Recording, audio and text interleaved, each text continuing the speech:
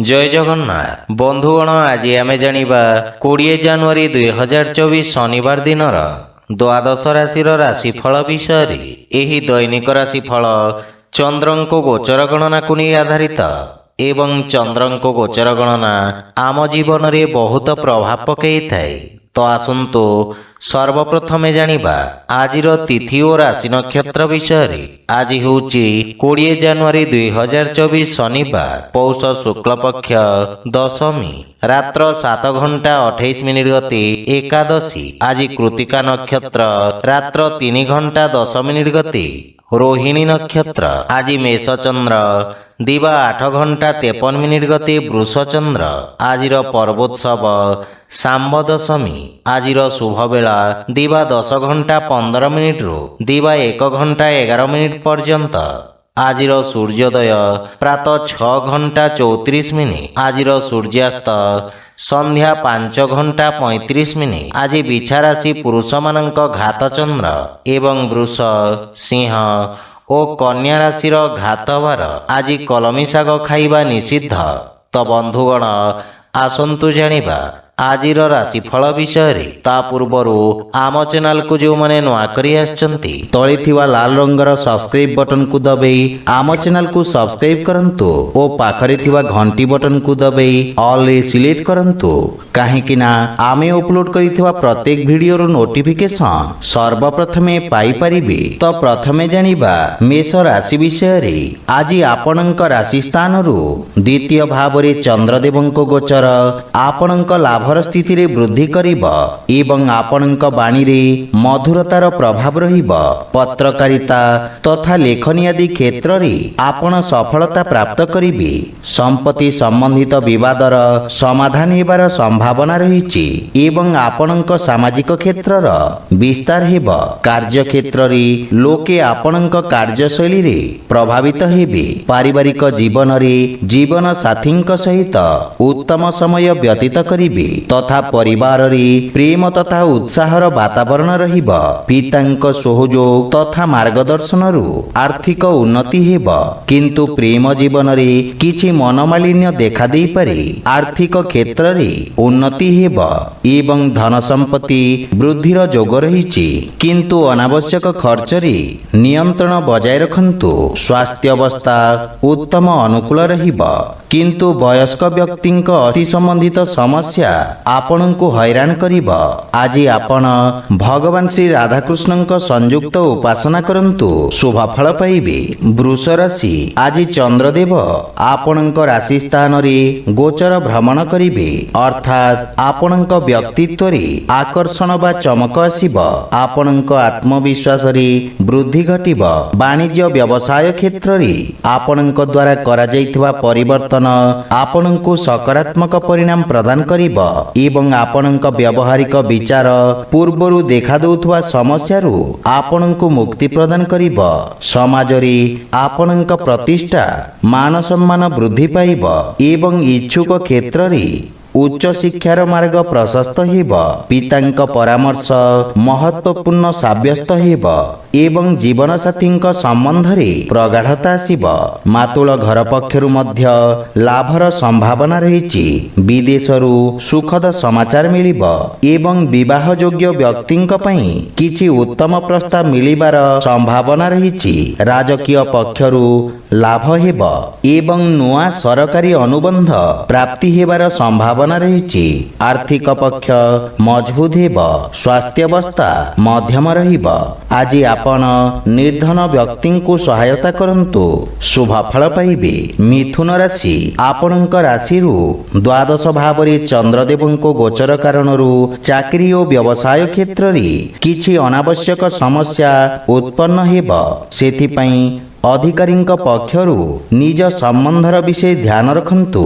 रोजगार रे परिवर्तन पई समय शुभ नुहे। आपणक व्यावसायिक क्षेत्र रे अनावश्यक खर्च रे वृद्धिर संभावना रहिछि। आर्थिक स्थिति असंतुलित रहिब। छात्र छात्री मानंकु निज लक्ष्य प्राप्त करिबा पई अधिक परिश्रम करिबाकु पड़िब। धैर्य तथा एकाग्रता सहित निज पारिवारिक कर्तव्यर ନିର୍ବାହନ କରିବେ। ଆପଣଙ୍କ ପାରିବାରିକ ଖର୍ଚ୍ଚରେ ବୃଦ୍ଧି ଆପଣଙ୍କୁ ମାନସିକ ଚିନ୍ତିତ କରିବ। ଆପଣ ନିଜ ଭବିଷ୍ୟତ ତଥା ପାରିବାରିକ ସମ୍ପର୍କକୁ ନେଇ ସାମାନ୍ୟ ଚିନ୍ତିତ ରହିବେ। ବାଣୀ ଓ କ୍ରୋଧରେ ନିୟନ୍ତ୍ରଣ ବଜାୟ ରଖନ୍ତୁ। ପ୍ରେମ ସମ୍ବନ୍ଧରେ କିଛି ସମସ୍ୟା ଦେଖାଦେଇପାରେ। କିଛି ଛୋଟିଆ ଋଣ ଭାର ଆପଣଙ୍କୁ ବ୍ୟଥିତ କରିବ ଏବଂ ସ୍ୱାସ୍ଥ୍ୟାବସ୍ଥା ସାମାନ୍ୟ ରହିବ। ଆଜି ଆପଣ ଗୋମାତାଙ୍କୁ ଖାଇବାକୁ ଦିଅନ୍ତୁ, ଶୁଭ ଫଳ ପାଇବେ। କର୍କଟ ରାଶି, ଆପଣଙ୍କ ଏକାଦଶ ଭାବରେ ଚନ୍ଦ୍ରଦେବଙ୍କ ଗୋଚର ଆପଣଙ୍କ ଲାଭର ସ୍ଥିତିକୁ ବୃଦ୍ଧି କରିବ। ପ୍ରବନ୍ଧନ ଅଥବା ସମ୍ପାଦନ କ୍ଷେତ୍ରରେ ଜଡ଼ିତ ବ୍ୟକ୍ତିଙ୍କୁ ଅପ୍ରତ୍ୟାଶିତ ଲାଭ ମିଳିବ ଏବଂ ଆପଣଙ୍କ ଦ୍ୱାରା ପୂର୍ବରୁ କରାଯାଇଥିବା କାର୍ଯ୍ୟରେ ଆପଣଙ୍କ ମାନ ସମ୍ମାନ ପଦ ପ୍ରତିଷ୍ଠାରେ ବୃଦ୍ଧି ଘଟିବ। କିଛି ଗଣ୍ୟମାନ୍ୟ ବ୍ୟକ୍ତିଙ୍କ ସହିତ ସାକ୍ଷାତ କରିପାରନ୍ତି। ବାଣିଜ୍ୟ ବ୍ୟବସାୟର ସ୍ଥିତି ଉତ୍ତମ ହେବାକୁ ଲାଗିବ ଏବଂ ନୂଆ କୌଶଳର ପ୍ରୟୋଗରୁ ପରିସ୍ଥିତିକ ଅନୁକୂଳନ ପ୍ରାପ୍ତି ହେବ। ପୈତୃକ ବ୍ୟବସାୟ ସମ୍ବନ୍ଧିତ କିଛି ଶୁଭ ସମାଚାର ମିଳିବାରୁ ମନରେ ପ୍ରସନ୍ନତା ଅନୁଭବ କରିବେ। ପିତାଙ୍କ ସହଯୋଗ ଲାଗି ରହିବ ଏବଂ ଆପଣଙ୍କ ବିନମ୍ରତା ଛୋଟ ଭାଇ ଭଉଣୀଙ୍କ ସମ୍ପର୍କରେ ଘନିଷ୍ଠତା ଆଣିବ ଏବଂ ସେମାନେ ଆପଣଙ୍କ ଅନୁସରଣ କରିବେ। ଆର୍ଥିକ ପକ୍ଷ ମଜବୁତ ହେବାକୁ ଲାଗିବ ଏବଂ ପୂର୍ବରୁ ବକେୟା ଦେଇଥିବା ଅର୍ଥ ଆପଣ ଆଜି ଫେରି ପାଇବେ। ବୈବାହିକ ଦାମ୍ପତ୍ୟ ଜୀବନ ସୁଖମୟ ହେବ। ସ୍ୱାସ୍ଥ୍ୟାବସ୍ଥାରେ ଶାରୀରିକ ଊର୍ଜାବାନ ତଥା କର୍ମଠ ରହିବେ ଏବଂ ଲମ୍ବା ସମୟରୁ ଦେଖାଦେଉଥିବା ସ୍ୱାସ୍ଥ୍ୟ ସମସ୍ୟାରୁ ମୁକ୍ତି ମିଳିବ। ଆଜି ଆପଣ ଗାୟତ୍ରୀ ମନ୍ତ୍ର ପାଠ କରନ୍ତୁ, ଶୁଭ ଫଳ ପାଇବେ। ସିଂହ ରାଶି, ଆପଣଙ୍କ ଦଶମ ଭାବରେ ଚନ୍ଦ୍ରଦେବଙ୍କ ଗୋଚର ଆପଣଙ୍କୁ କିଛି ଉତ୍ତମ ରୋଜଗାରର ଅବସର ପ୍ରଦାନ କରିବ। ଆପଣ କାର୍ଯ୍ୟକ୍ଷେତ୍ର ତଥା କାର୍ଯ୍ୟପ୍ରଣାଳୀରେ ଆବଶ୍ୟକତା ଅନୁସାରେ ପରିବର୍ତ୍ତନ କରିବେ। ନୂଆ ବ୍ୟବସାୟର ପ୍ରାରମ୍ଭ ପାଇଁ ସମୟ ଶୁଭ ରହିଛି। ଆପଣଙ୍କ ଦ୍ୱାରା ନିଆଯାଇଥିବା ନିର୍ଣ୍ଣୟ ଆପଣଙ୍କ ପାଇଁ ଏକ ସ୍ୱର୍ଣ୍ଣିମ ମୂଳଦୁଆ ରଖିବ। ଛାତ୍ରଛାତ୍ରୀମାନେ ଭବିଷ୍ୟତର ଆବଶ୍ୟକତା ଅନୁରୂପ ଆବଶ୍ୟକ କୌଶଳର ଚୟନ କରିବେ। ପିତାଙ୍କ ସମ୍ବନ୍ଧରେ ସୁଧାର ଆସିବ ଏବଂ ଜୀବନସାଥୀଙ୍କ ସହିତ କିଛି ଗୃହୋପକରଣ କ୍ରୟ କରିବାରେ ଆପଣ ବ୍ୟସ୍ତ ରହିବେ। ପରିବାରରେ ହସ ଖୁସିର ବାତାବରଣ ଲାଗି ରହିବ।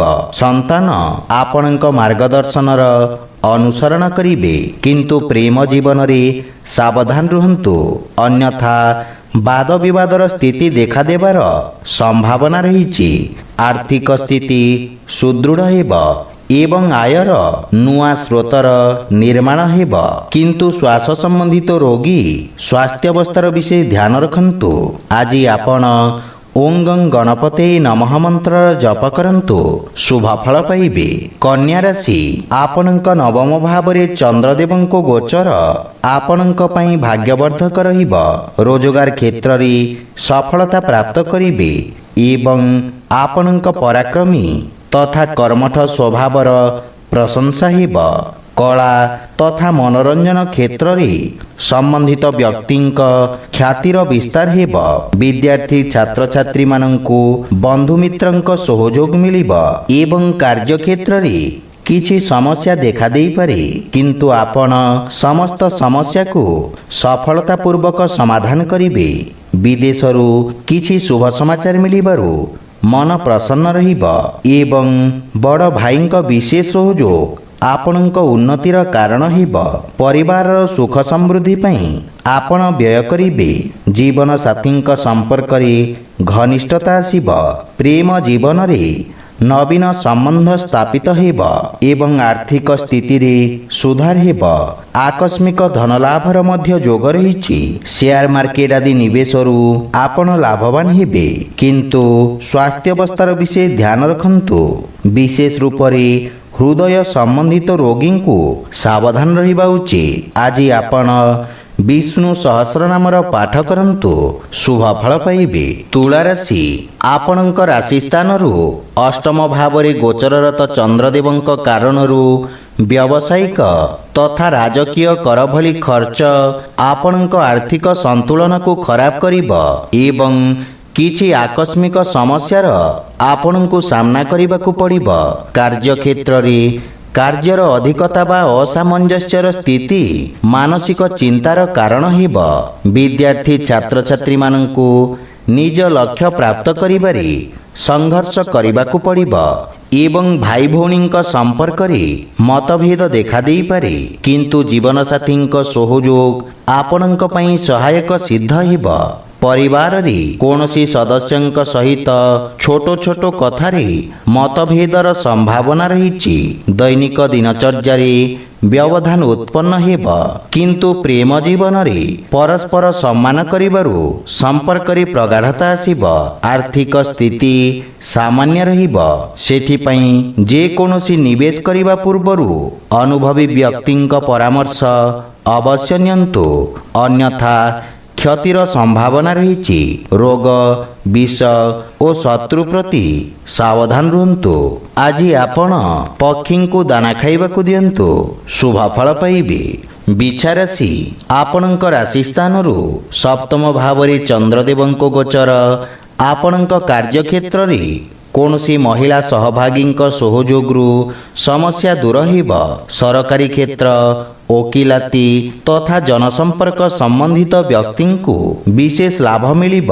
ବାଣିଜ୍ୟ ବ୍ୟବସାୟରେ ଆପଣଙ୍କୁ ସଫଳତା ପ୍ରାପ୍ତି ହେବ। ଶିକ୍ଷା କ୍ଷେତ୍ରରେ ଛାତ୍ରଛାତ୍ରୀମାନଙ୍କୁ ନୂଆ ଅବସର ମିଳିବ ଏବଂ ଜୀବନସାଥୀଙ୍କ ସହିତ କରାଯାଇଥିବା ବ୍ୟବସାୟରେ ଲାଭ ପ୍ରାପ୍ତି ହେବ ତଥା ଆପଣଙ୍କ ପାରିବାରିକ ସୁଖ ସମୃଦ୍ଧିରେ ବୃଦ୍ଧି ଘଟିବ।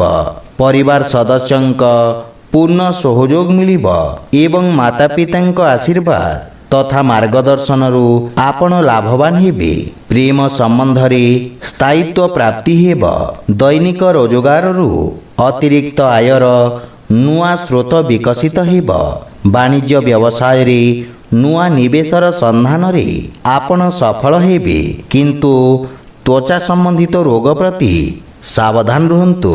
ଆଜି ଆପଣ ମାତା ଦୁର୍ଗାଙ୍କ ଉପାସନା କରନ୍ତୁ, ଶୁଭ ଫଳ ପାଇବେ। ଧନୁରାଶି, ଆପଣଙ୍କ ରାଶିର ଷଷ୍ଠ ଭାବରେ ଚନ୍ଦ୍ରଦେବଙ୍କ ଗୋଚର ଆପଣଙ୍କୁ ରୋଜଗାରର ନୂଆ ଅବସର ପ୍ରଦାନ କରିବ। ଆପଣଙ୍କ ବୁଦ୍ଧି, ବଳ ଓ ପରାକ୍ରମରେ ବୃଦ୍ଧି ହେବ ଏବଂ ଆପଣ ନିଜ ସମସ୍ତ ବିରୋଧୀ ଓ ଶତ୍ରୁଙ୍କ ନାଶ କରିବେ। ବ୍ୟବସାୟରେ ପ୍ରଗତି ହେବ ଏବଂ ନଗଦ ଧନ ସମସ୍ୟାରୁ ମୁକ୍ତି ମିଳିବ। ଉଚ୍ଚ ଅଧିକାରୀଙ୍କ ସହଯୋଗରୁ ଆପଣଙ୍କ ଅଟକିଥିବା କାର୍ଯ୍ୟରେ ପ୍ରଗତି ହେବ। ବିଦ୍ୟାର୍ଥୀ ଛାତ୍ରଛାତ୍ରୀମାନଙ୍କୁ ଗୁରୁଜନଙ୍କ ଆଶୀର୍ବାଦ ମିଳିବ ଏବଂ ଗୃହର ଅନୁଭବୀ ବ୍ୟକ୍ତିଙ୍କ ସହିତ ଭବିଷ୍ୟତ ଯୋଜନାରେ ଚର୍ଚ୍ଚା କରିବେ ତଥା ସମସ୍ୟାର ସମାଧାନ ଖୋଜିବେ। ପୈତୃକ ସମ୍ପତ୍ତି ମିଳିବାର ମଧ୍ୟ ପୂର୍ଣ୍ଣ ସମ୍ଭାବନା ରହିଛି ତଥା ଆପଣଙ୍କ ପରିବାରରେ ସୁଖ ସମୃଦ୍ଧି ଆସିବ, କିନ୍ତୁ ଜୀବନସାଥୀଙ୍କ ସ୍ୱାସ୍ଥ୍ୟାବସ୍ଥାର ବିଶେଷ ଧ୍ୟାନ ରଖନ୍ତୁ। ସନ୍ତାନ ପକ୍ଷରୁ ସୁଖଦ ସମାଚାର ପାଇ ଆପଣ ପ୍ରସନ୍ନତା ଅନୁଭବ କରିବେ ଏବଂ ଶ୍ୱଶୁର ଘର ପକ୍ଷରୁ ମଧ୍ୟ ସହଯୋଗ ମିଳିବ। ଆର୍ଥିକ ସ୍ଥିତି କ୍ଷେତ୍ରରେ ଉନ୍ନତି ହେବ ଏବଂ ଆପଣଙ୍କ ଋଣରୁ ମୁକ୍ତି ପାଇବାର ପ୍ରୟାସ ସଫଳ ହେବ। ଶାରୀରିକ ବା ମାନସିକ ରୂପରେ ଆପଣ ସୁସ୍ଥ ବା ସ୍ଫୂର୍ତ୍ତିବାନ ଅନୁଭବ କରିବେ।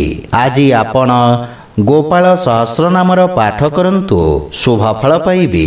ମକର ରାଶି, ଆପଣଙ୍କ ରାଶି ସ୍ଥାନରୁ ଚନ୍ଦ୍ରଦେବଙ୍କ ପଞ୍ଚମ ଭାବରେ ଗୋଚର ସମସ୍ତ ବର୍ଗର ଛାତ୍ରଙ୍କ ଅବରୋଧରେ ହାନି ଘଟିବ ଏବଂ ଉଚ୍ଚ ଶିକ୍ଷାର ମାର୍ଗ ପ୍ରଶସ୍ତ ହେବ।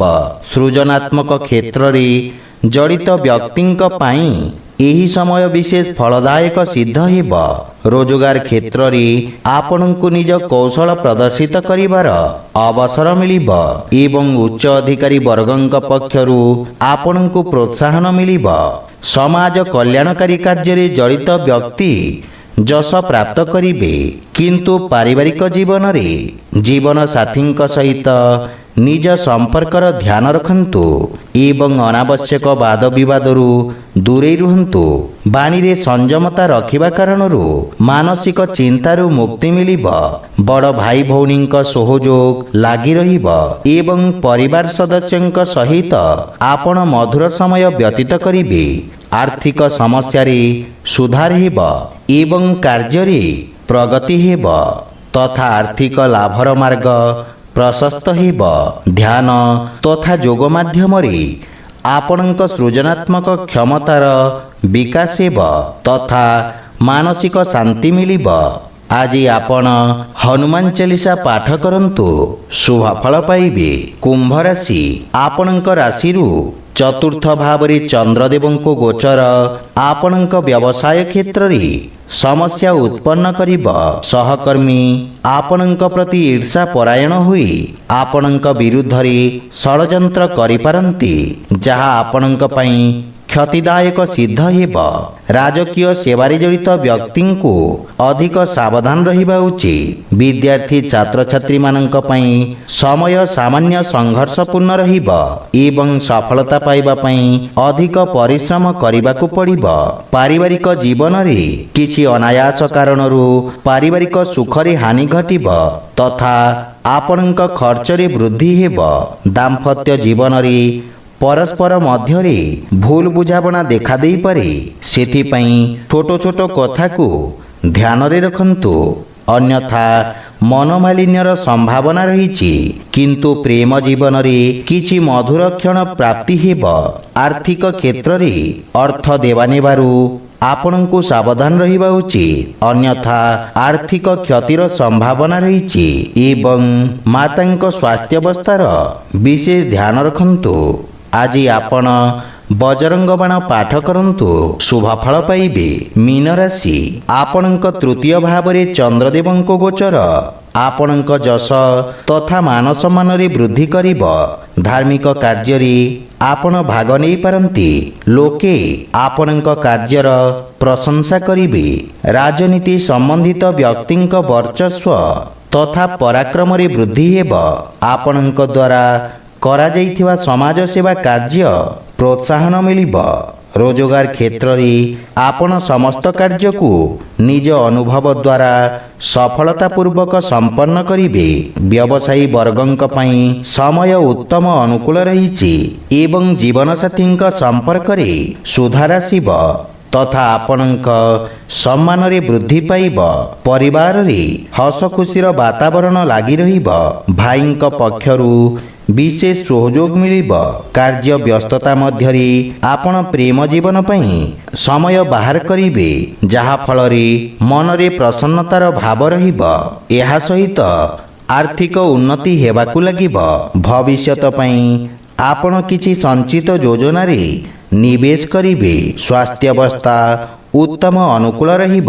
ଆଜି ଆପଣ ବୟୋଜ୍ୟେଷ୍ଠଙ୍କ ଆଶୀର୍ବାଦ ନିଅନ୍ତୁ, ଶୁଭ ଫଳ ପାଇବେ। ତ ବନ୍ଧୁଗଣ, ଏହା ଥିଲା ଆଜିର ଦ୍ୱାଦଶ ରାଶିର ରାଶିଫଳ ବିଷୟରେ। ଯଦି ଭିଡ଼ିଓଟି ଆପଣମାନଙ୍କୁ ଭଲ ଲାଗିଥାଏ, ଲାଇକ୍ ସେୟାର ଓ କମେଣ୍ଟ କରି ଜଣାନ୍ତୁ ଏବଂ ଏହିପରି ନୀତିଦିନ ନିଜ ରାଶିଫଳ ବିଷୟରେ ଜାଣିବା ପାଇଁ ଆମ ଚ୍ୟାନେଲକୁ ସବସ୍କ୍ରାଇବ୍ କରନ୍ତୁ ଓ ପାଖରେ ଥିବା ଘଣ୍ଟି ବଟନକୁ ଦବାଇ ଅଲ୍ରେ ସିଲେକ୍ଟ କରନ୍ତୁ। ଜୟ ଜଗନ୍ନାଥ।